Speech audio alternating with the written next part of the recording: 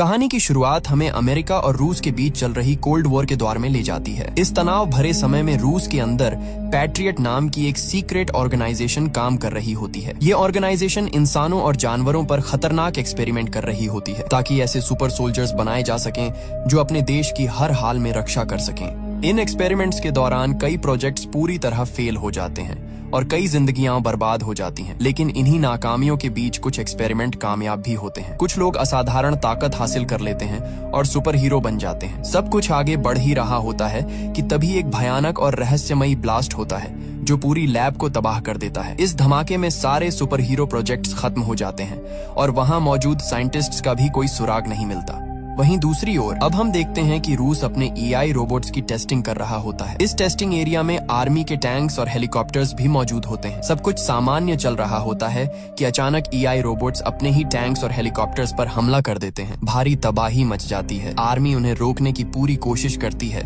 लेकिन नाकाम रहती है। एआई रोबोट्स वहां मौजूद सभी आर्मी व्हीकल्स को नष्ट कर देते हैं और टेस्टिंग करा रहे आर्मी ऑफिसर्स और टेक्नीशियंस को भी मार देते हैं। इस घटना के बाद हम डॉक्टर एवलगस को देखते हैं जो पहले पैट्रियट ऑर्गेनाइजेशन के एक साइंटिस्ट थे। अब उन्होंने खुद पर एक्सपेरिमेंट करके अपने आप को एक साइबॉर्ग में बदल लिया है। उनकी सबसे खतरनाक ताकत यह है कि वह मशीनों को अपने दिमाग से कंट्रोल कर सकते हैं। इन्हीं शक्तियों का इस्तेमाल करके डॉक्टर एवलगस इन एआई रोबोट्स को कंट्रोल करता है और यह पूरा हमला करवाता है। इसके बाद डॉक्टर एवलगस सभी एआई रोबोट्स को अपने साथ लेकर वहां से चला जाता है। इसके बाद हमें मिनिस्ट्री ऑफ डिफेंस में मेजर जनरल निकोलाई को दिखाया जाता है जिन्होंने इस पूरे हादसे से जुड़ी जानकारी को लेकर एक इमरजेंसी मीटिंग बुलाई होती है। मीटिंग के दौरान मेजर निकोलाई बताते हैं कि सन 1940 में डॉक्टर एवलगस पैट्रियट ऑर्गेनाइजेशन के टेक्निकल डिपार्टमेंट के हेड हुआ करते थे। उस समय एवलगस मॉडल 1 नाम के एक प्रोजेक्ट पर काम कर रहे थे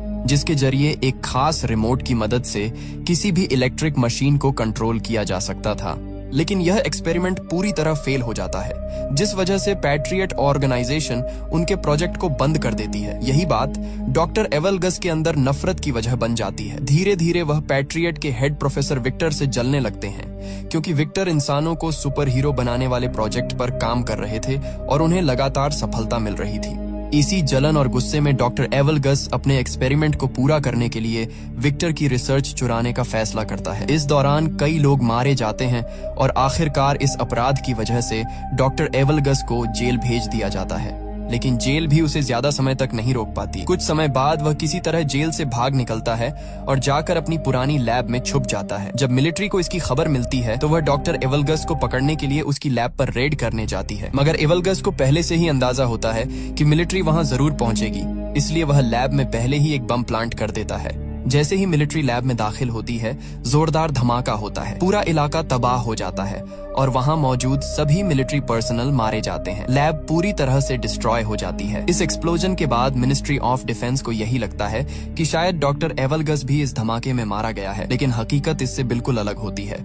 डॉक्टर एवलगस किसी तरह जिंदा बच जाता है। इतना ही नहीं, इस धमाके से निकले खतरनाक केमिकल्स उसके शरीर को पूरी तरह बदल देते हैं। इसी के बाद डॉक्टर एवलगस खुद पर आखिरी और सबसे खतरनाक एक्सपेरिमेंट करता है और खुद को एक साइबॉर्ग में बदल लेता है। अब मिनिस्ट्री ऑफ डिफेंस एक बड़ा फैसला लेती है। वे उन सुपर हीरोज को ढूंढने का निर्णय लेते हैं जो पहले डॉक्टर एवलगस के एक्सपेरिमेंट्स से बनाए गए थे ताकि उन्हीं की मदद से डॉक्टर एवलगस को रोका जा सके। वहीं दूसरी ओर हम डॉक्टर एवलगस को देखते हैं जो अलग अलग जगहों से मिलिट्री व्हीकल्स और इक्विपमेंट्स चुरा रहा होता है। इसी बीच मीटिंग खत्म होने के बाद ministry of defence secret organisation Patriot को दोबारा से एक्टिव करने का फैसला लेती है। इस बार पैट्रियट की कमान मेजर एलिना लेरिना को सौंपी जाती है।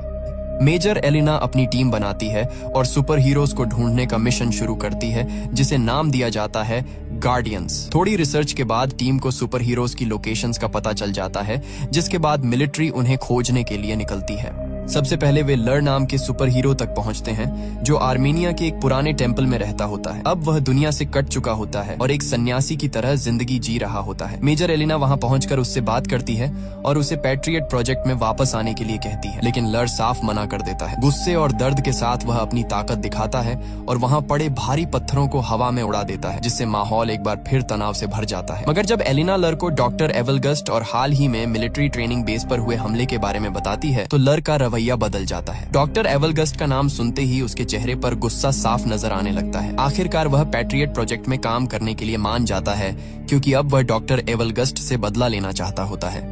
इसके बाद हम खान नाम के एक और सुपर हीरो को देखते हैं। कुछ एजेंट्स उस पर अपनी कारों से हमला कर रहे होते हैं, लेकिन खान के पास सुपर स्पीड और घातक सुपर ब्लेड्स की ताकत होती है।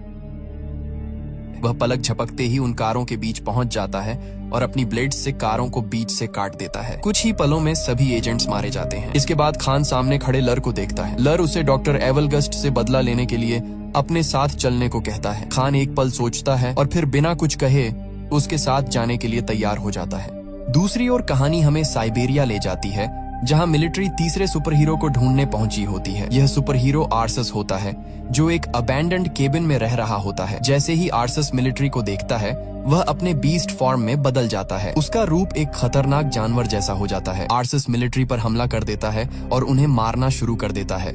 इसी दौरान उसकी नजर खान और लर पर पड़ती है। जब उसे पता चलता है कि वे दोनों डॉक्टर एवलगस्ट से बदला लेना चाहते हैं, तो आर्सस भी उनके साथ जाने के लिए मान जाता है। अब कहानी आगे बढ़ती है और हमें मॉस्को में एक सर्कस शो दिखाया जाता है। यहाँ जिनिया नाम की एक लड़की अपनी परफॉर्मेंस कर रही होती है। वह एक बड़े पुल में छलांग लगाती है और पानी में कूदते ही गायब हो जाती है। दरअसल जिनिया के पास पानी में गायब होने की सुपर पावर्स होती हैं। शो खत्म होने के बाद जिनिया अपने ड्रेसिंग रूम में होती है। तभी अचानक वहाँ खान आ जाता है। खान को देखते ही जिनिया चौंक जाती है और उस पर हमला कर देती है। खान अपनी सुपर स्पीड का इस्तेमाल करके उससे दूर जाकर खड़ा हो जाता है और उसे समझाने की कोशिश करता है कि वे दोस्त हैं, लेकिन जिनिया उसकी बात नहीं सुनती और दोबारा उस पर हमला कर देती है। तभी वहाँ लर आ जाता है। जिनिया उससे भी फाइट करने लगती है, लेकिन लर उसे हरा देता है। इसके बाद वहाँ आर्सस आता है। वह जिनिया को बताता है कि सुपर पावर्स की वजह से हम सभी अब तक जवान हैं। 40 साल बीत चुके हैं, लेकिन आज भी हमारी उम्र वही की वही है। आर्सस यह भी कहता है कि जिसने हमें ऐसा बनाया है, अगर तुम भी उससे बदला लेना चाहती हो तो तुम हमारे साथ आ सकती हो। इसके बाद सभी लोग हेडक्वार्टर पहुंच जाते हैं। वहां जिनिया उन्हें बताती है कि उसे सिर्फ सन 1978 तक की ही मेमोरी याद है। उसके बाद का सब कुछ उसके दिमाग से मिट चुका है। वह बताती है कि डॉक्टर्स ने उसे शिवास्तुपुल के पास पाया था, लेकिन कोई भी उसकी पहचान नहीं कर सका। उसके हाथ में पहनी एक रिंग से ही उसका नाम पता चला था। डॉक्टर्स ने उससे कहा था कि वक्त के साथ उसकी याददाश्त वापस आ सकती है, लेकिन अब तक ऐसा नहीं हुआ है। जिनिया यह भी बताती है कि उसकी उम्र न बढ़ने की वजह से उसे जिंदगी में कई मुश्किलों का सामना करना पड़ा है। उसे बार बार अपनी लोकेशन बदलनी पड़ी ताकि लोग उस पर शक न करें और वह लोगों की नजरों से दूर रह सके। इसके बाद जिनिया अपनी पावर्स के बारे में बताती है। वह पानी में गायब हो सकती है और हालात के हिसाब से अपने शरीर का टेम्परेचर भी बदल सकती है। उनकी बातचीत अभी चल ही रही होती है कि तभी एलेना की टीम का एक मेंबर वहां आता है और बताता है कि उन्होंने डॉक्टर एवगस्ट की लोकेशन ट्रेस कर ली है। डॉक्टर एवगस्ट एक जंक यार्ड में मौजूद है, जिसे वह अपने कमांड सेंटर की तरह इस्तेमाल कर रहा है। ये खबर सुनते ही सभी सुपर हीरो जंक यार्ड पहुंच जाते हैं। वहां तेज बारिश शुरू हो जाती है। बारिश का फायदा उठाकर जिनिया पानी में गायब हो जाती है और बिना डरे आगे बढ़ने लगती है। वहीं बाकी चारों अलग अलग दिशाओं में बंटकर डॉक्टर एवगस्ट को ढूंढने लगते हैं। इसी बीच अचानक हेडक्वार्टर से उनका सिग्नल टूट जाता है। उधर डॉक्टर एवगस्ट के गार्ड्स जिनिया को देख लेते हैं, क्योंकि एवगस्ट ने अपने गार्ड्स को एक्स्ट्रा विजन दे रखा होता है। वे जिनिया के बॉडी टेम्परेचर से उसकी लोकेशन पकड़ लेते हैं और सुपर वेपन से वहीं उसे फ्रीज कर देते हैं। दूसरी ओर खान और आर्सस अपनी सुपर पावर्स का इस्तेमाल करते हुए गार्ड्स पर टूट पड़ते हैं और एक एक करके उन्हें मारने लगते हैं। लेकिन जैसे ही खान कुछ पल के लिए रुकता है, एक सिपाही मौके का फायदा उठाकर उस पर इंजेक्शन शूट कर देता है। इंजेक्शन लगते ही खान बेहोश हो जाता है। वहीं आर्सस को भी डॉक्टर एवगस्ट के गार्ड्स चालाकी से फंसाकर पकड़ लेते हैं। दूसरी तरफ लर अपने शरीर को पत्थरों से कवर कर लेता है। वह अपने दोनों हाथ एक साथ जमीन पर मारता है, जिससे वहां हल्का सा भूकंप आ जाता है। इसके बाद वह कई सिपाहियों को मार देता है। तभी डॉक्टर एवगस्ट खुद वहां आ जाता है। लर उस पर पत्थरों से हमला करता है और दोनों के बीच जबरदस्त फाइट शुरू हो जाती है।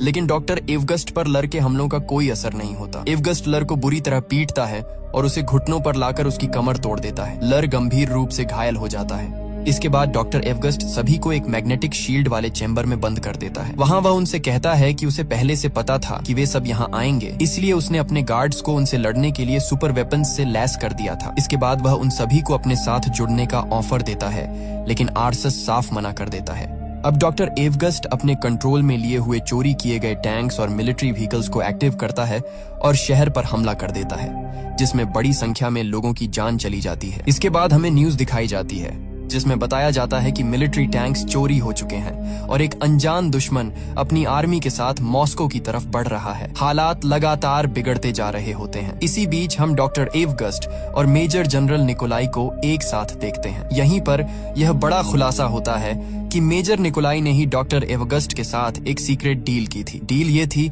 कि अगर मेजर निकोलाई सारे सुपर हीरोज को एवगस्ट के हवाले कर देगा तो एवगस्ट किसी भी चीज को अपने कंट्रोल में नहीं लेगा। लेकिन डॉक्टर एवगस्ट मेजर निकोलाई की बात नहीं मानता। वह अपनी असली मंशा दिखाते हुए मेजर निकोलाई को बेरहमी से मार देता है।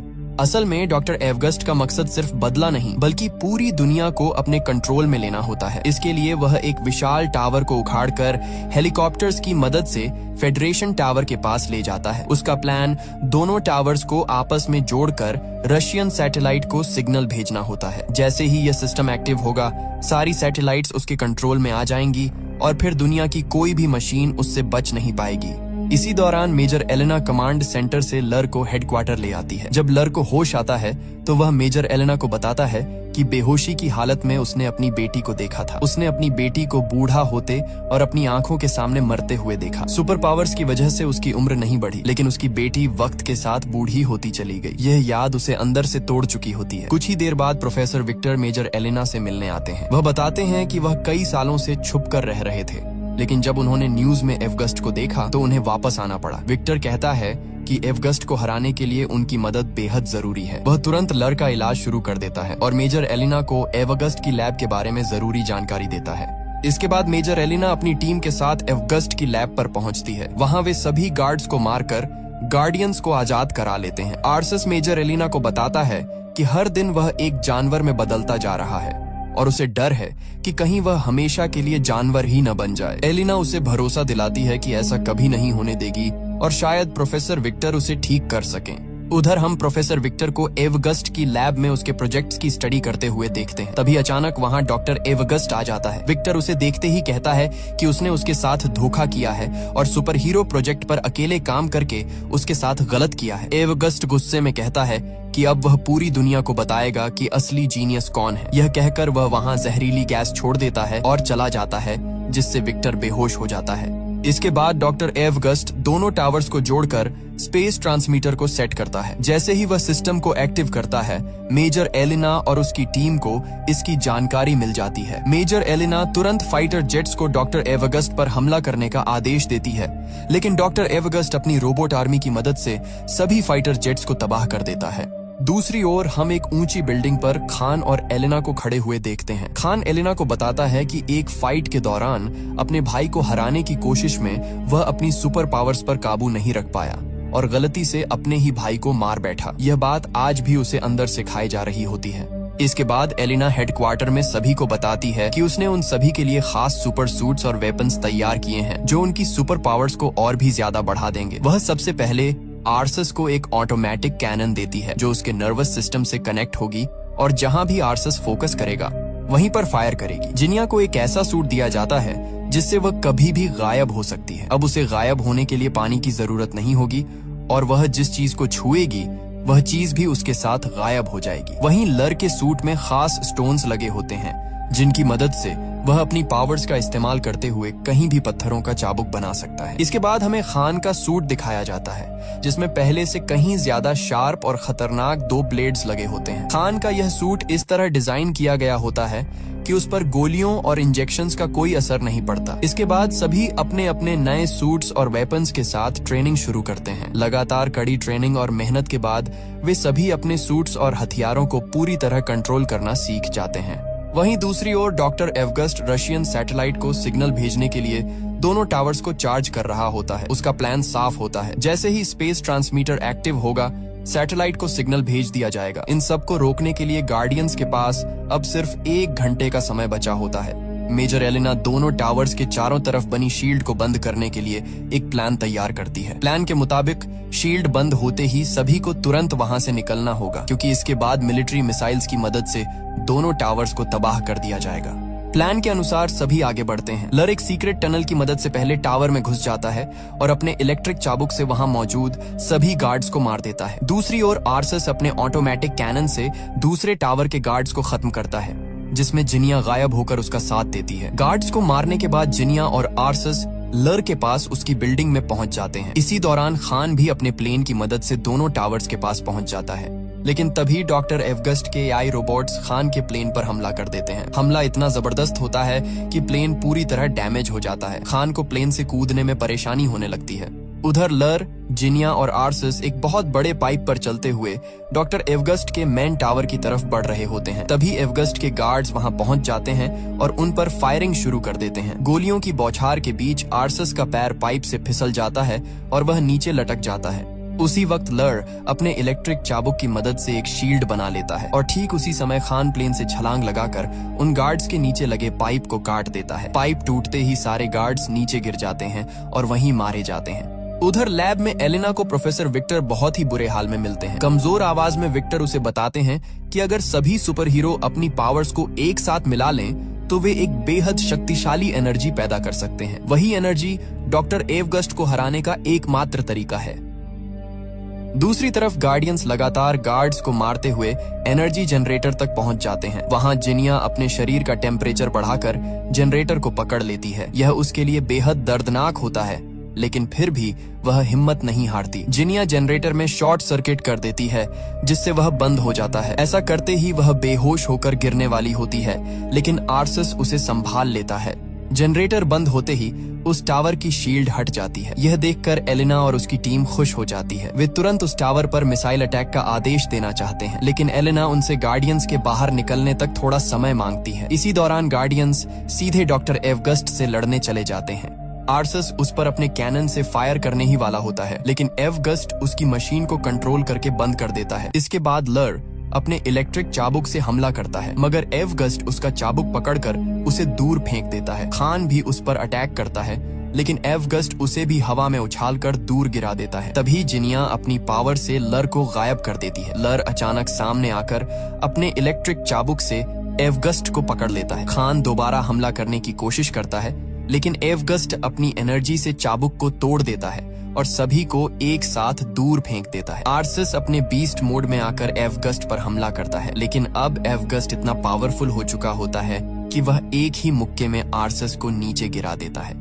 इसी बीच खान की नजर ऊपर उड़ रहे एक प्लेन पर पड़ती है। वह अपने दोनों ब्लेड्स को रस्सी से जोड़कर प्लेन पर फेंकता है और उसी के सहारे उड़ते हुए आगे बढ़ने लगता है। तभी मिलिट्री दोनों टावर्स पर मिसाइल लॉन्च कर देती है, लेकिन टावर्स तक पहुंचने से पहले ही एवगस्ट उन्हें कंट्रोल करके आसमान में ही नष्ट कर देता है। इसके बाद एवगस्ट उस प्लेन को भी अपने कंट्रोल में ले लेता है और उसे नीचे गिराने ही वाला होता है। तभी खान रस्सी काट देता है और सभी नीचे नदी में गिर जाते हैं। वहाँ मेजर एलेना उन्हें वही बात बताती है जो विक्टर ने कही थी। अगर वे सभी अपनी पावर्स को एक साथ मिला लें तो वे इतनी ज्यादा एनर्जी बना सकते हैं जो डॉक्टर एवगस्ट को हरा सकती है। गार्डियंस ऐसा ही करते हैं और अपनी सारी पावर्स लर को ट्रांसफर कर देते हैं। लर के अंदर इतनी जबरदस्त एनर्जी जमा हो जाती है कि जब वह उसे टावर्स की तरफ छोड़ता है तो वहाँ एक भयानक ब्लास्ट होता है। दोनों टावर्स पूरी तरह तबाह हो जाते हैं और डॉक्टर एवगस्ट भी मारा जाता है। इसके बाद न्यूज में दिखाया जाता है कि मॉस्को को मिलिट्री ने एक अनजान दुश्मन से बचा लिया है। असल में गार्डियंस की पहचान अभी तक पब्लिक नहीं की गई होती है। सब कुछ खत्म होने के बाद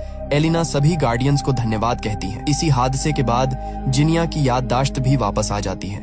अब सभी वहां से जाने लगते हैं, लेकिन तभी मेजर एलिना उन्हें बताती है कि बाकी के गार्डियंस भी मिल गए हैं और इसी के साथ ये फिल्म यहीं पर खत्म हो जाती है। हम उम्मीद करते हैं कि आपको यह सुपर हीरो फैंटेसी मूवी पसंद आई होगी। बाकी अगर आप ऐसी और मूवीज देखना चाहते हैं तो कमेंट बॉक्स में उनके नाम जरूर सजेस्ट करें। हम कोशिश करेंगे कि उनमें से बेस्ट मूवीज को चुनकर जल्दी वीडियो बनाएं। फिलहाल आज के वीडियो में बस इतना ही, लेकिन हम फिर जरूर मिलेंगे एक नई और इंटरेस्टिंग कहानी के साथ। तब तक के लिए धन्यवाद।